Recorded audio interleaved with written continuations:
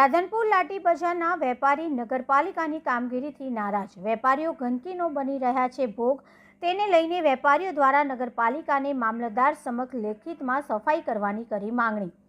પાટણ જિલ્લાના રાધનપુર ખાતે આવેલા નગરપાલિકાની કામગીરીથી લાઠી બજારના વેપારીઓ નારાજ। નગરપાલિકાની કામગીરી સામે ઉઠી રહ્યા છે સવાલો। લાઠી બજારના વેપારી મણીલાલ ઈશ્વરભાઈ પંચાલ દ્વારા મામલતદારશ્રીને અને ચીફ ઓફિસરને લેખિત અરજી આપી લાઠી બજારમાં ગટરની સમસ્યા અને સફાઈની કામગીરી ન થતી હોય, સ્ટ્રીટ લાઇટ બંધ હોય તેવી અનેક સમસ્યાઓને લઈને લેખિતમાં અરજી કરવામાં આવી। લાઠી બજાર ખાતે નગરપાલિકાની ટીમ દ્વારા સાફ સફાઈની કામગીરી ન કરવામાં આવતી હોય, વેપારીઓની દુકાનો પાસે કચરાના ઢગલા પડ્યા હોય, ગટરના ગંદા પાણી વહેતા થતા હોય અને લાઇટો બંધ હોય તેવી સમસ્યાઓને લઈને લાઠી બજારના વેપારી દ્વારા લેખિતમાં રજૂઆત કરતા હજુ સુધી તંત્ર એટલે કે નગરપાલિકાના પેટના પાણી નથી હાલતા। કોઈપણ જાતની સફાઈ કરવામાં આવતી નથી, ગટરની કામગીરી પણ કરવામાં આવતી નથી।